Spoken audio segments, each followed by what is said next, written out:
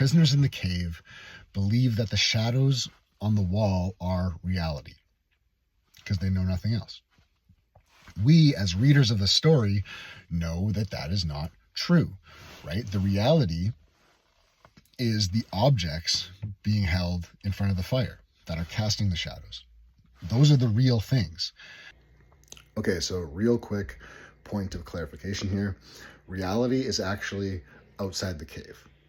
The objects being held in front of the fire are imitations of reality, meaning that the shadows that are being cast by those objects onto the wall that the prisoners are seeing are perceptions of the imitations of reality, meaning that the prisoner's perception of reality is actually twice removed from the real thing. Okay, I'm able to explain that nuance more clearly in the full-length video, but this being a short clip, I don't want that nuance to be missed because Plato was very deliberate and intentional about that setup.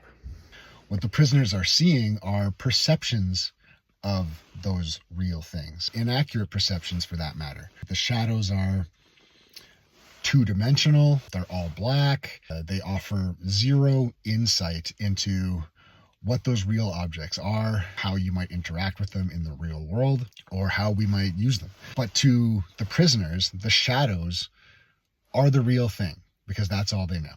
It's important to note that the journey of escaping the cave was painful, right? He was met with resistance along the way. Once he got out of the cave, it literally hurt him, right? The light hurt him. But ultimately, the pain did subside and he was able to interact with the real world at a whole new level that he ultimately appreciates. Plato's main point with the allegory of the cave, at least the way I interpret it, is that most people live in illusions and their perception of the world is not necessarily based on truth or reality. The pursuit of truth is painful, but it ultimately leads to enlightenment in the end.